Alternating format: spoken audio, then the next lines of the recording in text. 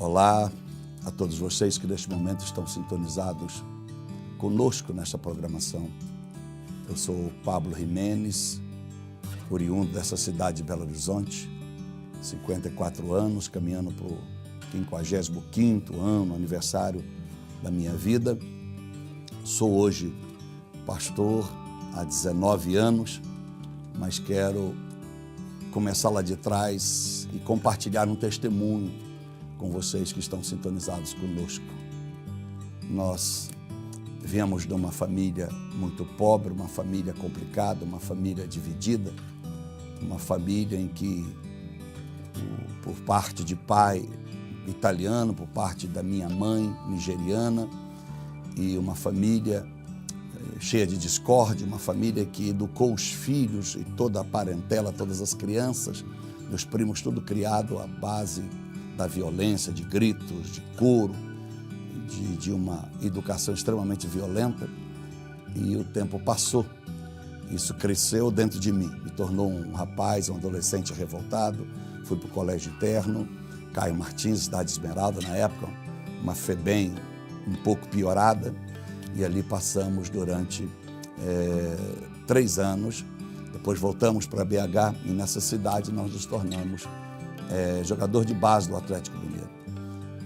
Meu pai alcoólatra, um homem de difícil relacionamento, que teve várias mulheres dentro da nossa casa. Quando ele tentou tirar a vida da minha mãe desapareceu, fui encontrá-la aos 25 anos de idade. E essa minha trajetória até chegar aqui foi árdua, e esse testemunho com certeza vai ajudar a todas as pessoas que passaram ou ainda passam o que eu passei, e que não é tão fácil chegar. A cada 10 que passam o que eu passei, praticamente 7 não conseguem ter êxito na vida. Então nós, eu e meus irmãos, sofremos muito com isso, porque o meu pai, por ser um alcoólatra diário e contínuo, nós vivíamos uma vida infernal. Faltavam as coisas de comer em casa, né? A quebradeira era grande, as brigas constantes, ele e as mulheres deles eram muito grandes. E até que eu um dia saí do Brasil, já marcado por tanta frustração, tanta ira, tanto ódio, tanta angústia, e fui para os Estados Unidos em 1986, fui para jogar futebol na cidade de Lowell. E ali, depois de um bom contrato, era um dos melhores, se não fosse o melhor contrato daquele time, eu, no primeiro ano, comecei a vender drogas, não usá-la necessariamente, mas traficar drogas dentro do estado de Massachusetts, onde eu morava, na cidade de Lowell, em New Hampshire, Nashua. E ali nós paramos de jogar futebol e comecei uma vida completamente distorcida daquilo que realmente eu almejava para mim. A minha luta era não acreditar e não ter uma reflexão de que riqueza não trouxesse felicidade. Eu queria ser rico a qualquer preço. Então, na minha vida, eu pensava que o dinheiro ia resolver o problema. Com drogas, ganhei muito dinheiro, levei o meu pai para o México, levei meu pai para os Estados Unidos. Era o sonho dele conhecer o México, porque todos os meus irmãos, mais 3 irmãos, têm nomes mexicanos, é a Seves Mejías, o outro Aguilares, o quarto, que é o mais novo, o primogênito, quer dizer, o último, né?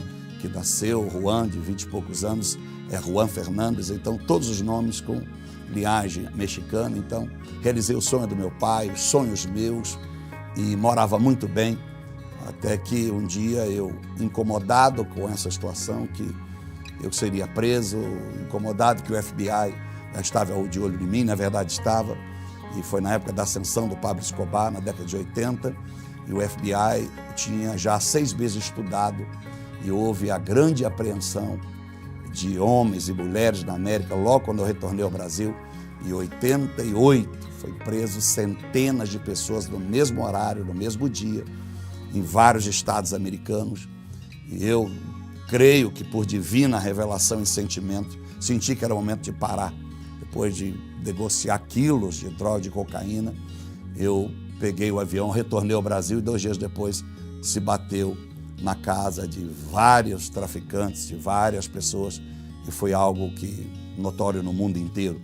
Voltei para o Brasil, casei com a pessoa que eu imaginava que seria a melhor opção para mim, a pessoa que eu amava carnalmente, e depois voltei para os Estados Unidos, alguns meses depois, mas decidido a não mais mexer com drogas. O aconselhamento era que eu não voltasse, porque o meu nome deveria estar na lista do FBI, mas naquela época era muito mais rígido como é agora, de forma em que se não tivesse pego algo na minha casa, nas minhas mãos, em flagrante, por mais que tivesse qualquer gravação telefônica, embora eu já não usava telefone, já tinha telefone celular no meu carro, mas eu não usava telefone, algo também divino, porque todos usavam telefone e eu já tinha em mim que usar telefone era a porta de cadeia. Então, todos achavam que eu não deveria voltar, mas eu voltei, graças a Deus, nunca fui preso, nunca fui chamado na polícia lá, nunca tive problema, as suspeitas ecoaram, foram embora, e aí comecei uma nova vida. Não foi fácil essa nova vida, porque agora tem que começar do zero. E o meu casamento ruiu, porque a minha então esposa descobriu que o dinheiro que tinha sobre as minhas posses não era de coisa legal, acabou o casamento e achei que seria bom nas 2 primeiras semanas, até que eu lembrei do testemunho do Samuel, o irmão que pregava sempre Jesus para mim. E esse Samuel disse que um dia eu seria um grande profeta. Eu trabalhava na Vigo, uma empresa que enviava dólares de brasileiros para o Brasil, e eu sempre ria daquela situação, embora sabia que ele era um homem sério, mas eu não conseguia me ver cristão com uma só mulher, sem poder ter uma vida normal, uma vida mundana, até que quando a minha então esposa me deixou nos Estados Unidos e veio embora para o Brasil, no 15º dia mais ou menos, eu lembrei do Samuel. Chorei muito e lembrei de toda a história dos meus pais. Pais violentos, as minhas tias, o meu avô morou há 40 anos na mesma casa, dormindo em quarto separado, em cama separada, não falava com a minha avó. Então algo entrou no meu coração, numa daquelas madrugadas eu chorei muito e disse, eu preciso desse Jesus, que o Samuel disse que cura, que liberta, que restaura a família, que a gente pode prosperar sem ilegalidade. Então saí de casa no domingo pela manhã, achei uma igreja americana, a primeira igreja batista da cidade de Lowell, ouvi. Cheguei já quase no finalzinho do culto, até porque eu não tinha costume de ir à igreja, não sabia a hora de começo nem de fim dos cultos. Estava cantando Amazing Grace, tocou muito no meu coração, aí chorava muito. Fui abraçado por uns 4, 5 americanos e americanas, mas o vazio continuava, eu queria mais, eu queria abrir meu coração, queria pedir socorro para restaurar a minha família e também me dar um norte na vida. O que eu vou fazer agora? Vou voltar para o Brasil, vou continuar aqui, trabalhar de aqui? Meus sonhos foram embora e naquele momento, fui informado que agora o culto só haveria no próximo domingo. E eu então desci as escadas frustrado. Então eu fiquei sabendo que, quando eu desci, eu via uma voz brasileira.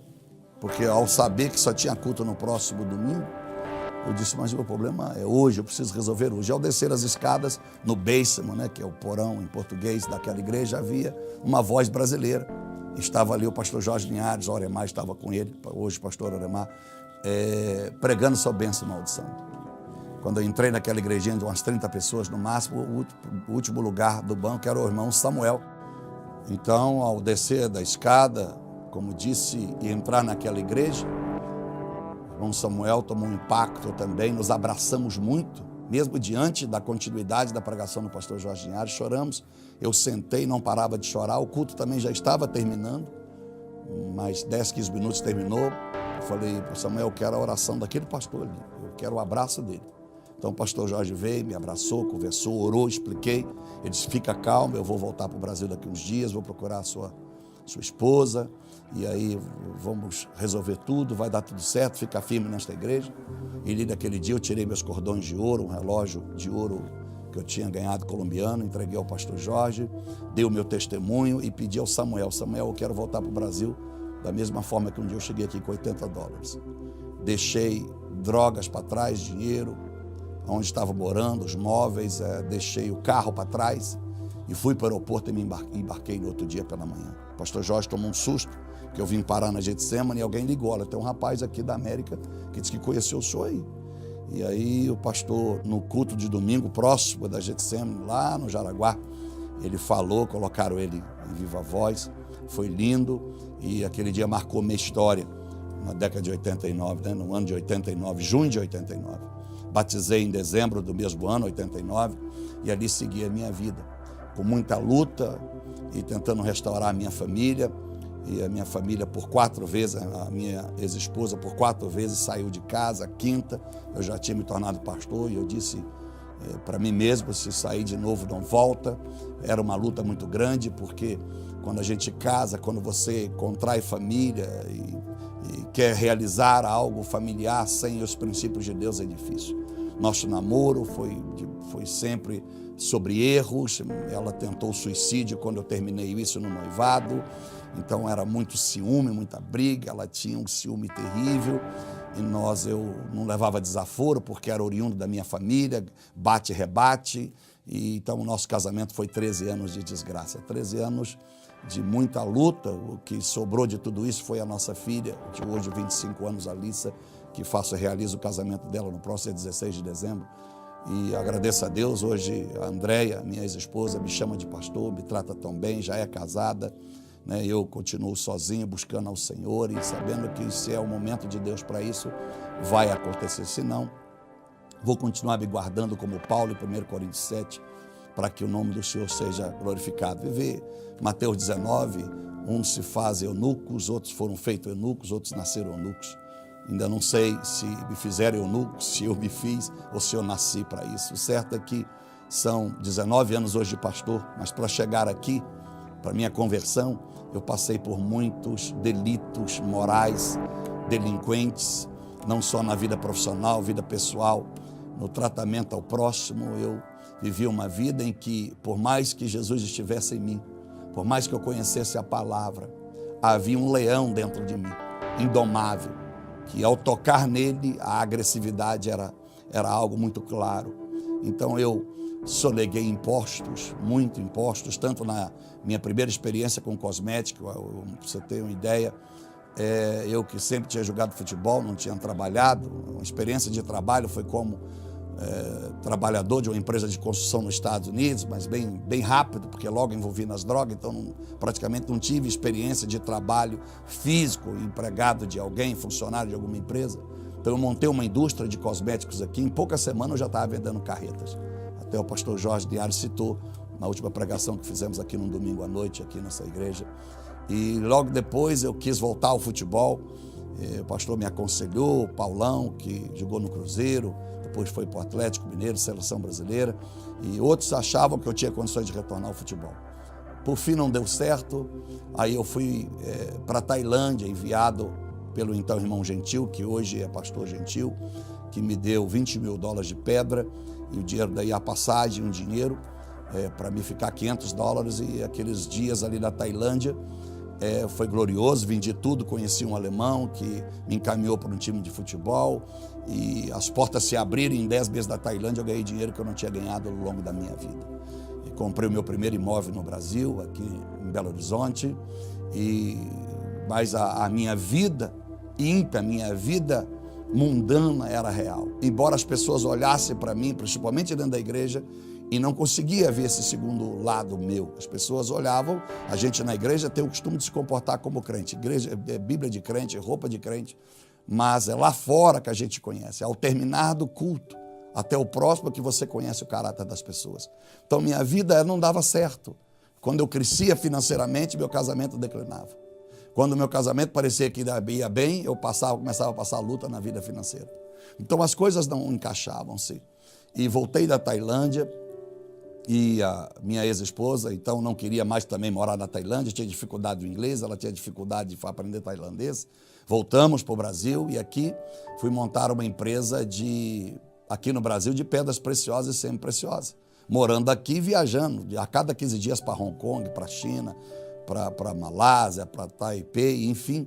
E ganhamos muito dinheiro, até que eu determinei que eu teria que parar de viajar e ficar mais com minha esposa e tentar restaurar essa família. Nada dava certo. Eu participava de encontro de casais aqui, não dava certo. Eu participava de cultos que às vezes acontecia, raramente, mas acontecia na minha casa, ou comecei ao monte, nada dava certo. Veio uma pastora americana, Debbie Borrow, da Pensilvânia, Filadélfia, e foi ela que foi usada aqui nesta igreja para dizer que Deus me usaria como um grande profeta um dia, que Deus me daria muito dinheiro, mas que Deus me cobraria muito, que eu era um escolhido de Deus. Eu gostei da parte financeira, mas não da parte de profeta, até porque eu não ouvia muito esta palavra, eu ouvia a palavra pastor, profeta. Qual a diferença de pastor para profeta? E com esse livro que está na minha mão, né, que é o Espírito Santo, eu preciso te conhecer, nós contamos aqui não é um testemunhal, mas é um livro extremamente de cunho teológico, um livro de ensinamento, e quando nós falamos dos 5 dons ministeriais de Efésios 4:11, que é apóstolo, profeta, pastor, mestres e evangelista, nós damos a diferença neste livro de um ministério para o outro. Então, tudo aconteceu que essa mulher disse. E ela voltou em 97, no auge da empresa, uma empresa que começou com $5 mil, $5.000 é o que eu tinha, 3 por 1, seria uns $15 mil. E nós entregamos ela em maio de 98 com $50 milhões, onde era 70% pago e 30% a pagar com 180 dias. Mas devendo muito imposto, porque sonegávamos muito imposto.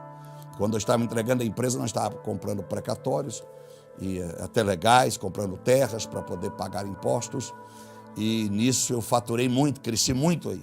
Mas foi quando as palavras desta pregadora e o próprio Espírito Santo começou a me incomodar. Aquilo não estava certo, o que eu fazia não estava legal.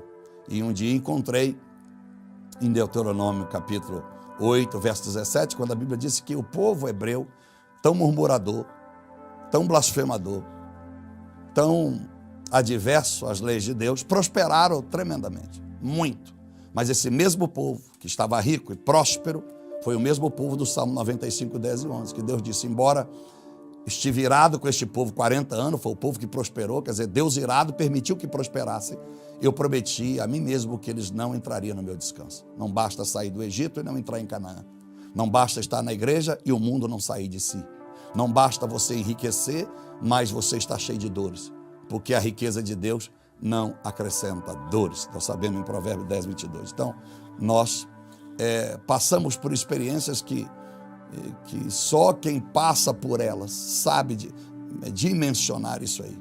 E as pessoas do lado de fora, o que me intrigava é que elas não pressentiam, não sabiam, não discerniam o que estava dentro de mim. Embora alguma meia dúzia pudesse me chamar de arrogante, de prepotente, e às vezes a gente confunde o estágio de um homem que cresce muito financeiramente, em que as suas responsabilidades aumentam muito, a pressão é muito grande.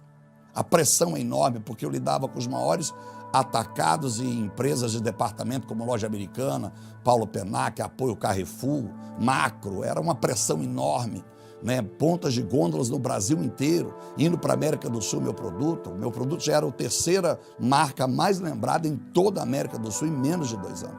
Então isso me fazia ser uma pessoa retraída, mas as pessoas, muitas vezes sem até perceber, inconsciente, sentimento de inveja, me olhava como arrogante, mas não tinha nada disso. Porque eu sempre digo para algumas pessoas, como eu podia ser um cara arrogante, prepotente, de nariz em pé, se eu todo sábado eu pegava o meu ônibus, eu comprei um ônibus Marco Polo de viagem, fiz um motorhome e ia todo final de semana para a praça da estação dar banho em mendigo, lavar feridas de mendigo, mendigos todos cheios de fezes, e de lá ia sempre para os presídios, para as cadeias, fazer um trabalho com o presídio, como alguém que seja arrogante iria fazer esse trabalho lá. E ganhando almas e fazia questão de comprar com o meu recurso roupas novas, tudo novo. Eu nunca dei nada usado para mendigo. Dentro do presídio eu levava pasta de dente para eles, escova de dente, produtos de higiene para eles, de primeira necessidade. Então, mas as pessoas tinham essa visão minha. Então cresci muito, comprei uma mega mansão, uma casa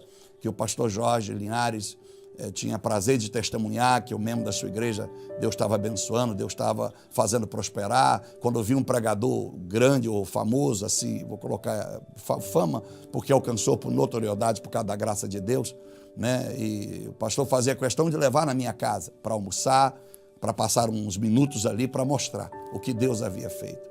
E ajudamos muito o Silas, naquela época, o pastor Silas, o irmão do Silas foi meu gerente regional no Rio de Janeiro. Durante um tempo ajudei muitos de que eles estavam desempregados, e o pastor Jorge me pediu que eu fizesse essa gentileza ao pastor Silas Malafaia. Mas no momento em que nós nos tornamos pastor, que chegou a hora de cumprir, depois no auge da minha vida, vendo que meu casamento não ia para frente, acabando de chegar de Miami, de uma viagem dos Estados Unidos, onde eu gastei $50 mil em menos de 13 dias, e eu percebi que a tristeza continuava. Já tinha colocado seguranças armadas na minha casa 24 horas, segurança na porta da escola Getsemane, porque eu imaginava que essa tristeza era porque estava havendo uma sequência de sequestros muito grande no Brasil. Eu disse, vão sequestrar eu, a minha filha ou a Andréia. E aquela tristeza continuava. Fui para o monte, chegava ao monte 11 da noite, saía 7 da manhã, todo dia após dia, dia após dia, noite após noite. Chegava na minha empresa, me trancava e ficava ali às vezes chorando, pensando o que é que está acontecendo comigo, será que chegou a hora da minha morte? Eu não sei, minha saúde boa, mas algo era inexplicável, e na verdade era o chamado de Deus. Era algo que era a briga, né? Romanos 6, também Romanos 7, num é o espírito brigando, a carne brigando com o espírito, no outro o espírito brigando com a carne, e no capítulo 8 o espírito vencendo a carne. Então, mas eu não tinha esse entendimento. Eu li então um livro novamente do Bom Dia Espírito Santo do Benihim, e quando eu li aquele livro eu disse, não, esse é meu chamado.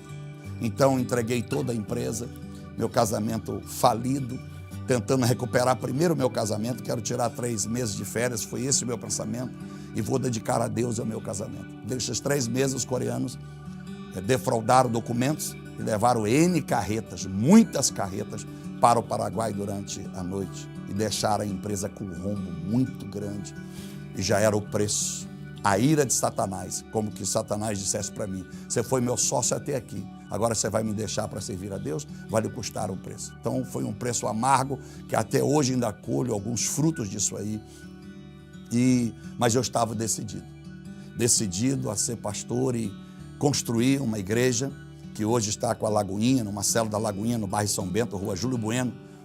Construí uma igreja para quase 1.500 pessoas, muito linda. Gastamos 14 dias com 35 homens trabalhando dia e noite dentro daquele lugar. Inauguramos no 15 de novembro, às 8h30 da manhã, terminando de colar o carpete. Era uma igreja muito moderna, mais de $50 mil em aparelho de som, MD, que não existia na época nas igrejas, gravava tudo em MD, meus microfones eram todos sem fio, você não via bateria eletrônica, e ali comecei, e tentando, com aquela nova vida, também salvar meu casamento. Não deu certo.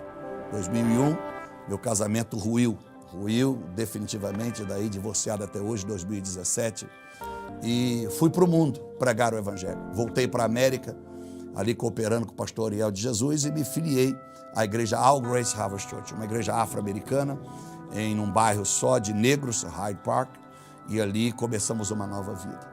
Noites e dias trancado num quarto pastoral na igreja, e Massachusetts, naquela época, no início de 2000 até 2008, até 2007, foi a época dos maiores vendavais, das maiores nevastas nos Estados Unidos.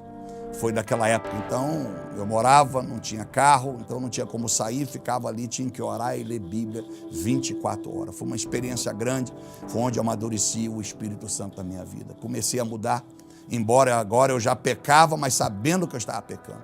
Qualquer palavra que eu dissesse, qualquer pensamento que eu tivesse que não era de Deus, eu sabia dentro de mim. Agora eu tinha convicção, porque um dia o Espírito falou, daqui para frente você vai errar porque você quer. Daqui para frente a cobrança será maior. Você nunca errará agora por inocência. Então eu passava a viver agora uma luta interna, porque agora os meus erros não eram mais inconscientes. Todos eram conscientes, embora eu lutava para não cometê-los. O tempo foi passando, os anos foi passando. Em 2010, eu, depois de viajar de segunda a segunda em aviões, em nações, em cidades, então chegou um ponto de eu ter que levar as minhas roupas para a lavanderia no próprio hotel, na manhã, para que me entregasse urgentemente, pagasse o dobro para que eu pudesse pegar o avião no final da noite para outra cidade, e assim foi. Aí eu percebi que eu estava sendo muito usado para abençoar pessoas, mas faltava cuidar da minha própria alma. Resolvi rever o meu conceito de agenda de fama de sucesso. E aí veio um grande desastre na minha vida, nesse meio tempo, que foi em 2006, que pressionado pelas Assembleias de Deus, hoje eu sou pastor das Assembleias de Deus, da Convenção Geral CGDB, e por ser a DIF Brasília, uma convenção mais rígida, e mais de um clero mais intelectual no Brasil, pelos números de desembargadores, juízes, por causa de Brasília, e dizendo todos eles que eu era um grande pregador, que Deus ia me usar muito, mas que eu, sem esposa, não teria futuro neste país. E eu fui casar com a filha de um pastor. E ele, não quero culpá-lo, nem ele, nem a filha, mas o erro foi meu, de ceder às pressões e achar que o novo casamento resolveria o problema da minha agenda, e resolveria o problema diante dos olhos do povo, que olhava para mim com um bom terno, um bom perfume, que eu seria um perigo nas igrejas. Qualquer hora uma mulher daquela casada ia me seduzir ou ia seduzi-las, e começou a acontecer isso. Muitos pastores tinham dificuldade de me convidar, porque quando eu chegava na igreja dele, havia uma procura muito grande do gabinete. Esse homem é solteiro, pastor, ora para que Deus nos una, para que a gente case. Isso começou a virar uma febre, isso começou a me atormentar a minha vida. Eu não tinha mais paz. Não tinha mais paz, porque aonde eu chegava, eu sabia que na frente as mulheres sentadas foram escolhidas ou pelo pastor, infelizmente, ou por alguém maligno que colocou elas lá, para me seduzir ou para chamar minha atenção e para que eu pensasse que uma daquelas seria a minha esposa escolhida por Deus. Casei e o casamento só durou um dia. Só durou um dia, foi um casamento, mega casamento, na praia de Balneário Camboriú, vários convidados da América, do Canadá, do Brasil, noticiado, né? E foi um desastre na minha vida, porque ela, na hora, ficamos um ano em relacionamento distante, eu na América, ela era de Balneário, e ela parecia que era realmente uma mulher perfeita.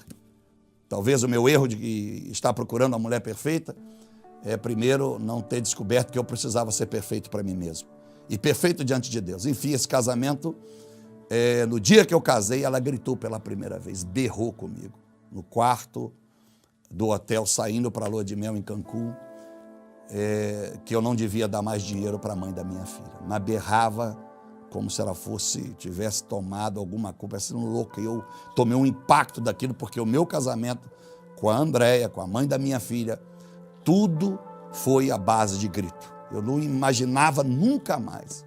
Então foi um erro meu. Eu prefiro me colocar como erro, o errado, que não buscou realmente no Espírito Santo. Não buscou em Deus se aquilo era para a minha vida. Então, foi um momento difícil, me tranquei, me isolei. A Assembleia de Deus, neste momento, me abraçou a minha causa. Foi quando me tornei pastor da Assembleia da Convenção Geral. Foi muito difícil, porque não aceitavam divorciados, mas Deus abraçou a minha causa. Chorava muito e minha filha sempre queria ter um irmãozinho. E fui envolvido por isso, minha filha também não tem culpa. Vou dar um irmãozinho para minha filha. Agora no Brasil ninguém vai questionar meu ministério, porque agora onde eu for levo minha esposa. Então não foi fácil, mas eu rompi. Em 2010 eu escrevi esse livro, Espírito Santo, eu preciso te conhecer. Para compartilhar com todas as pessoas essa comunhão, essa presença que vem de Deus. A presença que nos faz acertar. Que nos faz rever os nossos conceitos. Que nos faz reconhecer que nós não podemos terceirizar os nossos erros. E que Deus é maravilhoso. E que mesmo os nossos erros, os nossos deslizes, a misericórdia está sempre pronta a nos abraçar. São agora 700 páginas, nova edição deste livro. Pastores, famílias de pastores, filhos de pastores, pessoas ímpias, que passaram ou estão passando pelo mesmo caminho que um dia eu passei. E tem sido uma cura. Espírito Santo, eu preciso te conhecer. Benihim um dia disse, bom dia, Espírito Santo. Seja bem-vindo na minha vida. Ele estava bem espiritualmente, a integridade e a moral de Benihim era diferente da minha. Era um homem muito sério. Mas a minha estava no mais baixo nível. Então eu disse, Espírito Santo, se isso tudo que o Benihim fala, o Dave Poyongishu fala, é verdade, eu preciso te conhecer. Fala comigo. Ele começou a falar. Entrava no quarto quinta, saía num domingo. lendo a Bíblia, orando e rascunhando, até que surgiu esse livro. Esse livro foi o lado mais alto, o mais alto degrau que eu cheguei na minha vida espiritual, onde eu experimentei a presença e percebi e reconheci que é muito melhor ter presença do que poder. Onde eu percebi que se eu não tivesse conhecido o Espírito Santo, mesmo fazendo tantas missões na África e na Índia que faço, quase que todo ano, Natal das Crianças, nunca cobrei R$1 para pregar, não vendo material, é coisa difícil para mim anunciar material, e dou mais material do que vendo, e eu sei que Deus me prometeu através dessa Deb, mas o Espírito Santo já falou comigo que Deus vai mudar a minha história, e que o que Deus vai me dar no mundo material é muito mais do que eu imaginei e pude ter lá atrás, de forma ilegal. Para o mundo secular, natural, era um mega empresário. Ganhei títulos de cidadão, seja em Uberlândia, ganhei cidadão em Belo Horizonte, pela Câmara de Vereadores, fui muito homenageado, mas eu sei que para Deus a minha nota era 0. Então Deus mudou a minha história. Hoje eu sou um pastor, sou um homem de Deus, muito mais do que um homem que tem uma credencial. Eu sou um homem que sou a credencial, sou a carta viva do Senhor, procurando a cada dia rever os meus erros, vivendo Mateus 6, 12 adiante. Toda vez que eu oro, peço perdão a Deus pelo que eu fiz, consciente ou inconsciente, e buscando do Senhor não mais usá-lo, mas depois que recebi o Espírito Santo, permitir que Ele me use, a qualquer tempo, a qualquer hora, em qualquer lugar. Esse é o meu testemunho. Esse sou eu, Pablo Jimenez, do nada a um vaso para a honra e glória da Santíssima Trindade.